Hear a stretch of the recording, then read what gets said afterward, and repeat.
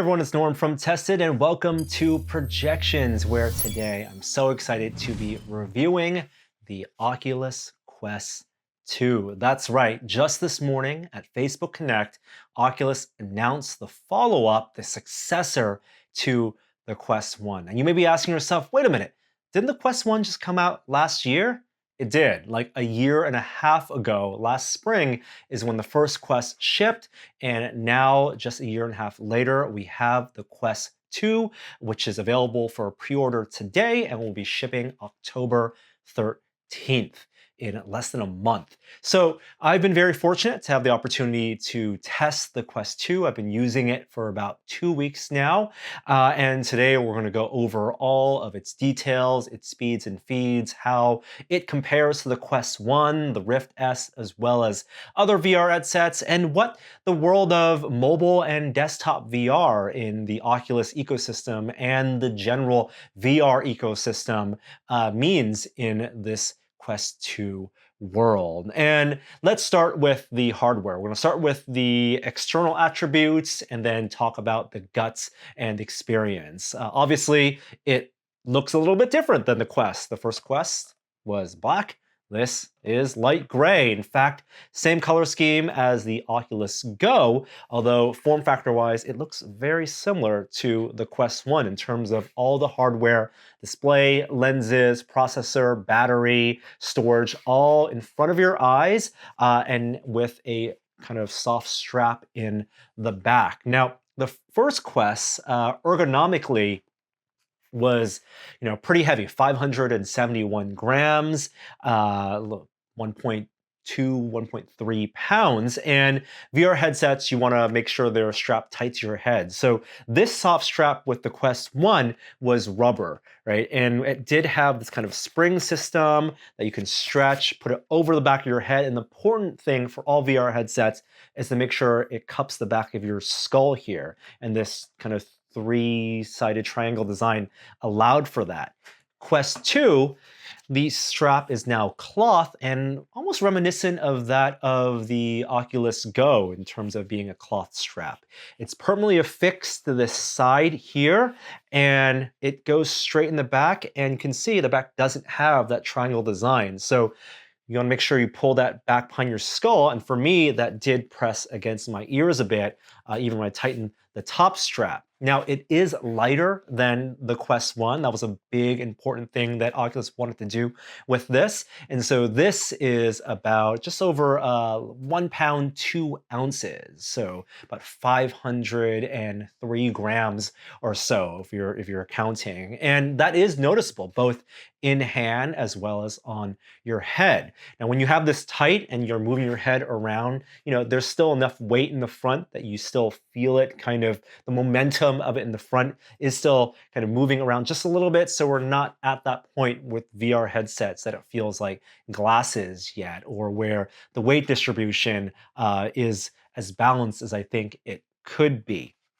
And so this strap design, I do think is a little bit of regression, but one of the things I think they decided to do was to make it easy to kind of fold in and throw this into a backpack and make it as portable as possible with this weight. Now, moving from the back strap to the front, again, this is rigid here. You lose that spring, and so you actually tighten it from the back using these two plastic pieces. Quite easy to tighten, actually, just to pull them apart, and that tightens it, as well as the Velcro on the top strap connected via a loop here. And inside these fixed sidebars, you actually do see the speaker holes. They're doing the same thing as a Quest 1, where they're piping that spatial audio to your ears. And to my ears, it did sound a little bit better. Now, not great on the low end. The bass is kind of still crappy with these built-in speakers, but it felt a little more present. It felt less like it was coming from my temples and a little bit more like it was on my ears.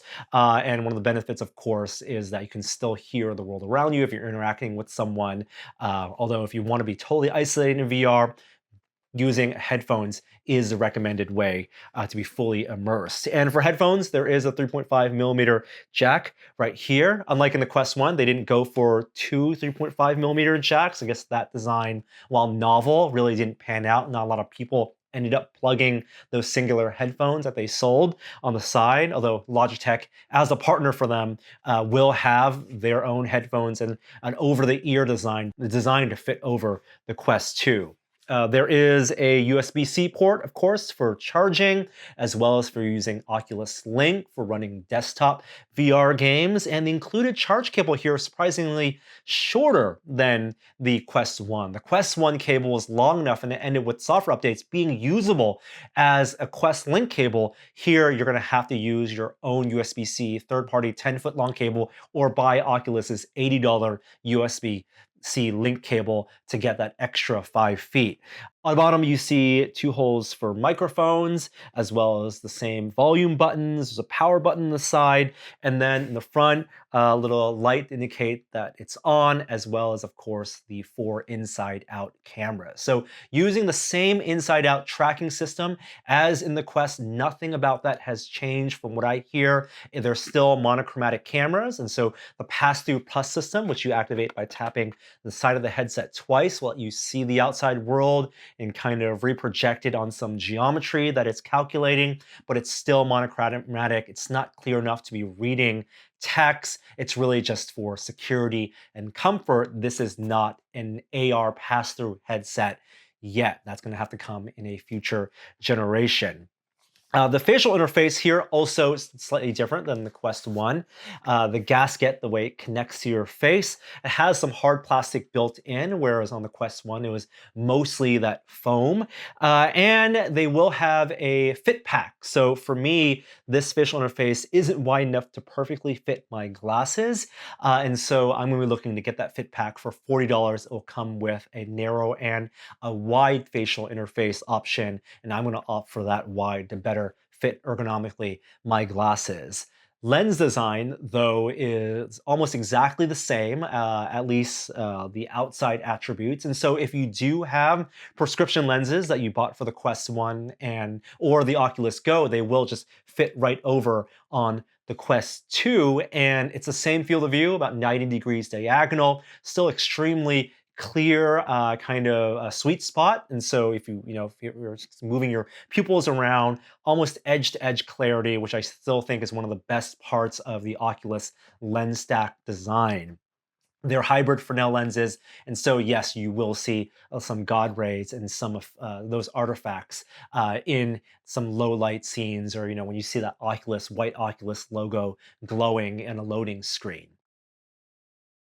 Now, one of the big differences you'll also notice is that on the Quest 1, there was a IPD slider, a way to adjust those 2 OLED panels to match the distance between your eyes, which is important for comfort. And there is IPD adjustment in the Quest 2, but because they're using a single LCD panel, that adjustment is a combination of hardware and software. And on the hardware side, you actually physically move the lenses back and forth. There's no slider underneath. There's actually, if you look on the inside, there's an indicator that reads 1, 2, or 3. And so there are 3 positions you can move these lenses between 58 millimeters all the way to 68. So it's 58, 63, or 68 millimeters.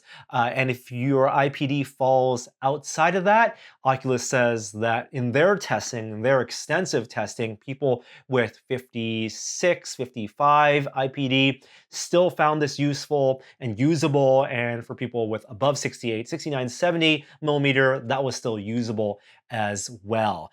You can't independently adjust the software IPD with the hardware, and so those are locked, but there is some adjustment in the software. And I wonder if in the future they might let you, in the configuration options, adjust the rendering of the left and right eye just to better match your real IPD. For example, mine is at 65, so a little bit higher than that 63. Spot number 2, Jeremy uses as well. His is lower than the 63, but both him and I found it still comfortable at that center setting at 63, but that's going to be one of those things where your mileage will vary, and everyone's going to have different levels of comfort. And I know there are going to be some people out there for which these 3 settings won't be sufficient, and that's a little bit unfortunate. Oculus did say that they had experimented with 5 settings, 7 settings, but they did end up at 3 because they're confident in that being right for most people, and I think they could go the extra step by allowing you to change in the software your IPD as well if you're somewhere between 58 and 63 or between 63 and 68. Now, that IPD, of course, is tied to the display. So let's talk about the inside because quite a bit has also changed about the inside as well. First off, it is a much better display panel. Better, I know, is a tough qualifier, but it is a higher resolution display. So whereas the Quest 1 used two OLED panels, for each eye, it was 1440 by 1600 resolution, so combined resolution of 2880 by 1600, same as what you'd find on the Valve Index, but it was pentile subarrangement. Here, RGB stripe, LCD, and a resolution for each eye of, they say, 1832 by 1920. And that's a weird resolution, a weird combination, because even if you combine that horizontally, it's basically 3664 by 1920. And if you Google that, no one makes a panel, an LCD panel right now that you can find online of 3664 by 1920. And so either Oculus is using a highly customized panel, which they may very well be, or more likely is that they're not using the full panel for rendering, and that's because of that software IPD adjustment. You can actually tell when you move the lenses, if you put your eye to it and you shift it left and right, there's a little bit in a delay after you move the lens, but the entire rendering changes. And so I bet there is some extra buffer space both between the eyes as well as on the outside of the eyes that they're not using up and only rendering up to 1832 by 1920 for the purposes of the IPD adjustment.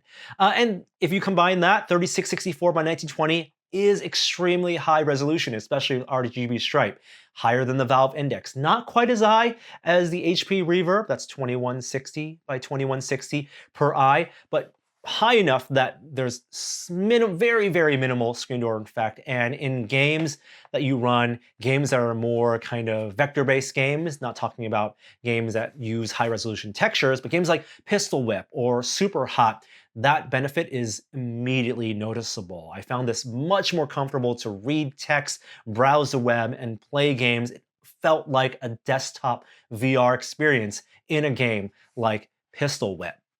And rendering that, pushing those pixels, is also a new processor, new chipset as well. They're using Qualcomm again, but they're using something that's actually cutting edge this time, not using an older processor like they did with the Quest 1. Here they're using Qualcomm's XR2 processor, which was announced earlier this year, back in the CES timeframe. That's based on the Qualcomm 865 platform, their latest and greatest in terms of mobile ARM-based processing. And the XR2 is the variant of that also supports a lot of I/O for cameras, whether it's for, in the future, eye tracking or for inside-out SLAM tracking. A lot of headroom, Oculus says, for things like hand tracking in the future, which is this still has, but still has that same latency currently that I found in the Quest 1.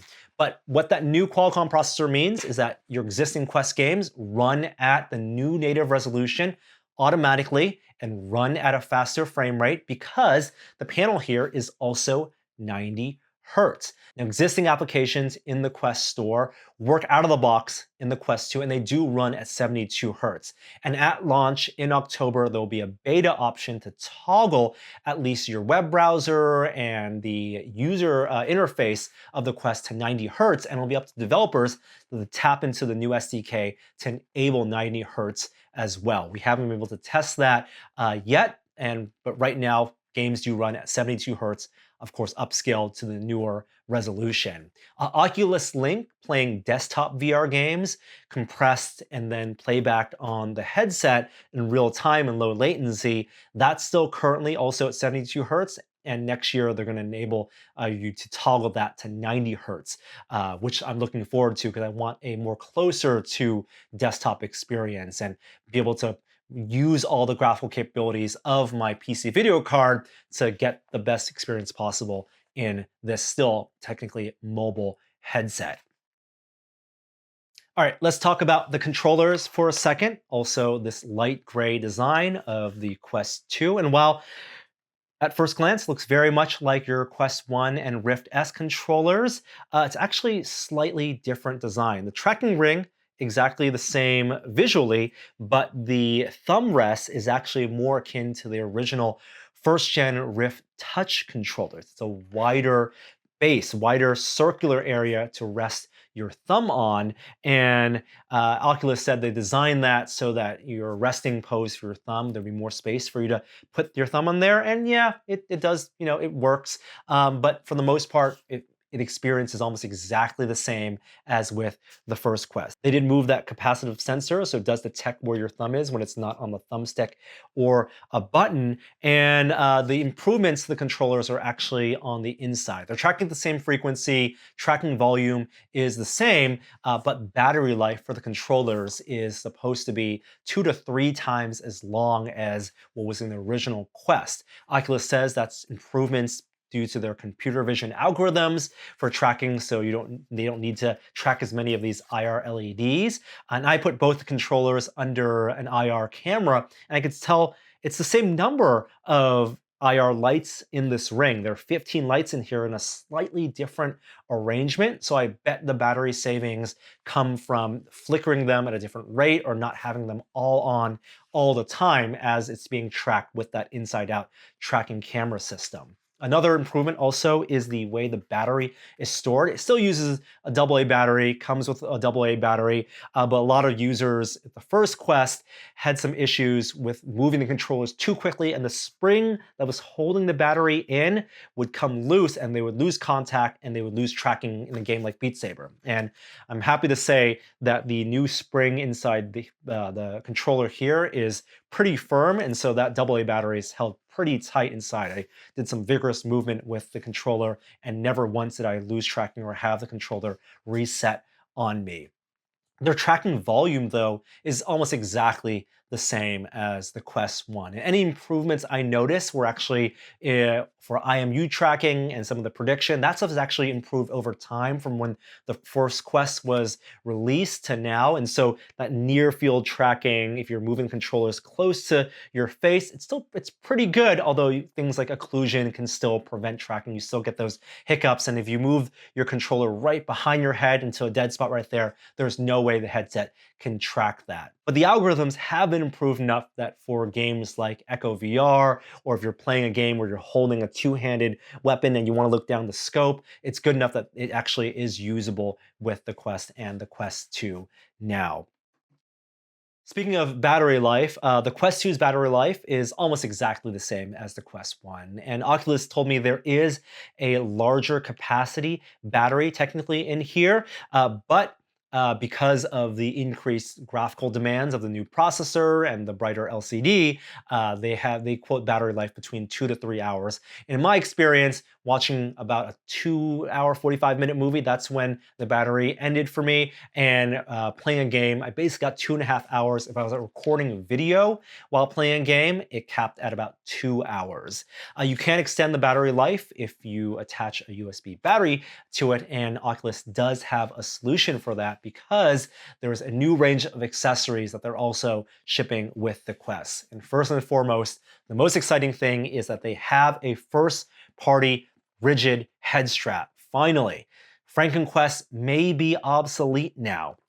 This is called the Elite head strap, and it's $50. Get that out of the way, which I think is a fantastic price because it improves the usability of the Quest so much. It is night and day how comfortable the Quest is with this soft head strap out of the box and with this new rigid head strap. I'll show you how it gets installed. So you remove the facial interface and the 3 points of contact. There's the ring where on the top, the Velcro soft strap gets looped around, but on the sides here, you actually pop off the sides because they're attached almost with a plastic cover. You do a little bit of a twist move to pop off both the left and right side. You have to do it a little bit carefully because I could totally see people accidentally snapping this in half. And Oculus says be very careful as you remove these side straps. But once you snap it on, it very firmly attaches. And thankfully, with the Elite head strap, you do have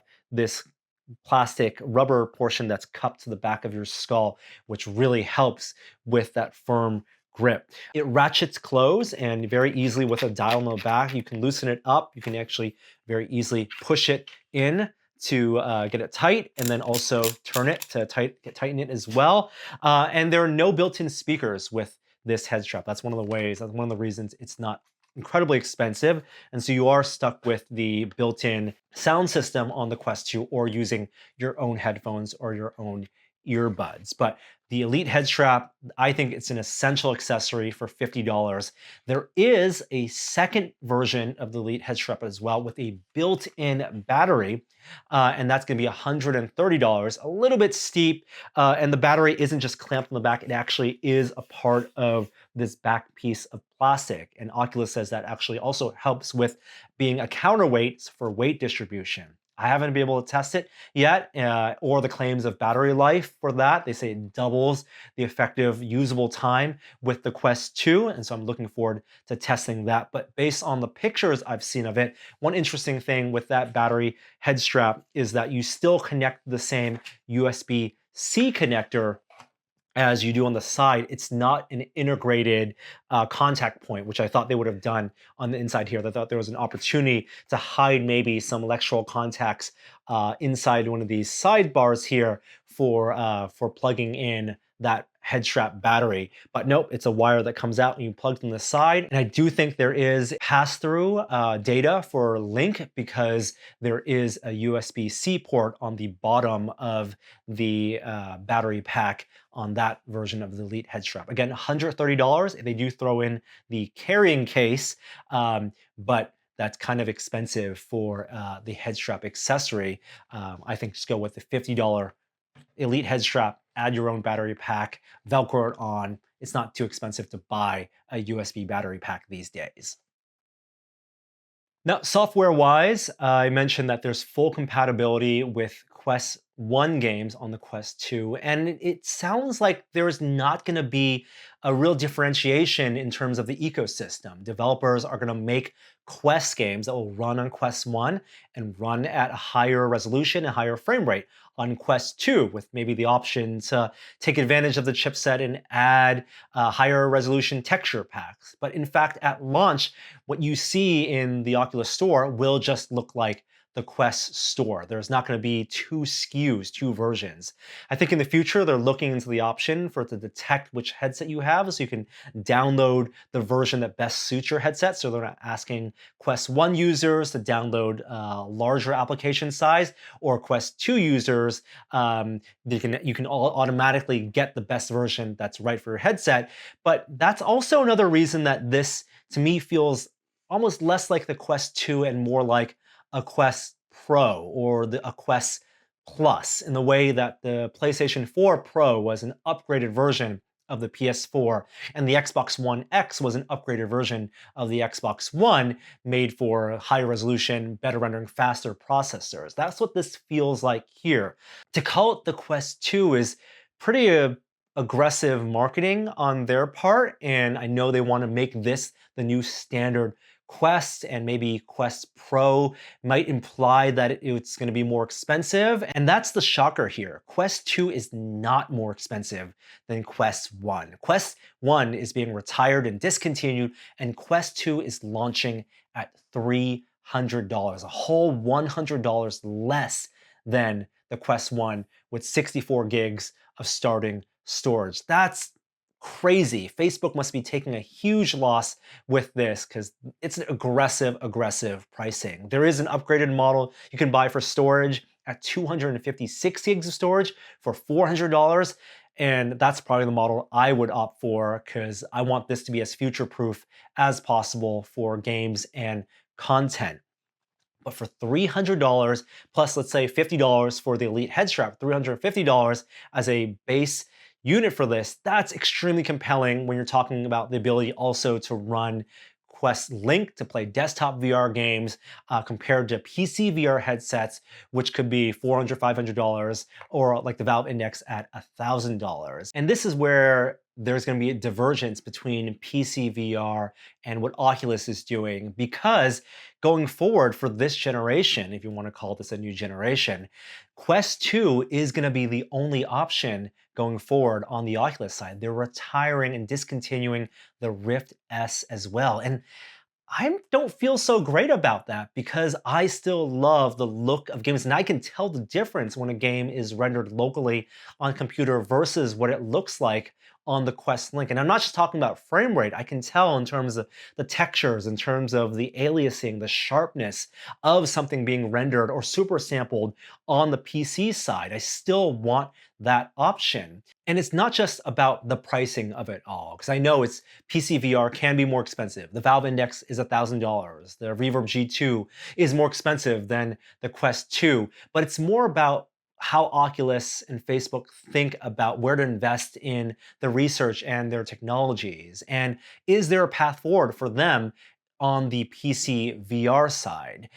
Technologies like varifocal lenses that they've experimented with, that we've seen the prototypes for, is that something with eye tracking that will make sense for a Quest 3 or something going forward on the mobile side? Or is that something we'll need to see on the PC side going first? If there are no PC plans, then we might not get those technologies for a little bit. And that's a little bit disappointing, as well as the investment in high quality, ambitious PC VR games like Asgard's Wrath, like Stormland. I want to see investment in those games and not just the kind of mobile game, shorter game experiences that we've seen on the Quest side so far. So in using the Quest 2 for the past 2 weeks, one of the things I kept going back to and asking myself is, what does this feel like compared to the Quest? Does this feel like an upgrade to the Quest? And the answer is yeah, it does. If you are a heavy Oculus Quest user, $300, I know it's tough to stomach because you just bought the Quest a year and a half ago or shorter, or some people bought the first Quest this past summer because they haven't been in stock. It still is an upgrade to that headset, and it's a worthwhile upgrade at that. And Oculus does promise that this will be widely available, that they've been ramping up production, and it won't be in as short supply as that first gen Quest was. And the other thing I asked myself was, is this sufficient, and would it feel like my go-to headset for PC VR using Link? And in the short term, the answer is no. I'm still going back to the Valve Index. I'm still going back to the Reverb G2, as I feel like the natively rendered desktop VR experience, I can still tell the difference. And unfortunately, you're not going to get that with this technology yet. I mean, a dream scenario would be the ability to render graphics on a PC card and not have it be compressed video that's piped through, but have it be data that's piped through, and then use the display here actually as a display for my video card. But that doesn't seem to be possible with the way they're implementing technologies today. But I also realize for the vast majority of people who are buying VR headsets, maybe their first VR headset, they're not going to buy multiple VR headsets. You're not going to buy a mobile one as well as a desktop one. And that's where the pricing here is just so compelling. $300 for a Quest 2, $400 if you want 256 gigs of storage, or $50 more if you want that elite head strap, which I do think everyone should get if you get this headset. That is just so compelling. And part of that aggressive pricing isn't just trying to hit the mainstream, but I bet also has to deal with the fact that this is the first headset from Oculus where you will have to link it with your Facebook account, which I know a lot of people are uncomfortable with. It is a change in policy for them. None of the headsets they put out in the past required that linking. And on its face, it is, it's a different sign-in method, but it also, in terms of the terms of service, it allows Facebook to tie your activity to Facebook. Now, you can opt out of showing your Facebook name and sharing activities and stuff, but it is closer to integrating the experience of Facebook with VR. And that's something as we enter this still very new frontier of mixed reality, of virtual reality, and augmented reality, we'll have to contend with. And people jumping into VR now should be aware that as much as VR can bring to you in terms of entertainment and different types of experiences and immersion, there are things you have to be aware of in terms of what's being tracked. And just as we got increased awareness on the PC side and mobile side of what's being tracked on your smartphones and the activity being tracked in the cookies on your web browsers, you should be aware of what's being tracked on your virtual reality experiences as well. Educate yourselves, and if you don't want to link this with your Facebook account, don't get the headset. There are other options out there. Go look into Windows Mixed Reality, go look into Steam VR. Some great desktop VR content still available there. But this is the Oculus Quest 2. It is available for pre-order today and shipping October 13th, as well as all the accessories I mentioned. And up until then, we'll be doing more content, more coverage of this headset, comparing it with other headsets, doing more deep dives, and hopefully answering some of the questions you may have about it. Please post those in the comments below. We'll do our best to read those and address them in future videos. But until then, thanks so much for watching, and I'll see you next time. Bye.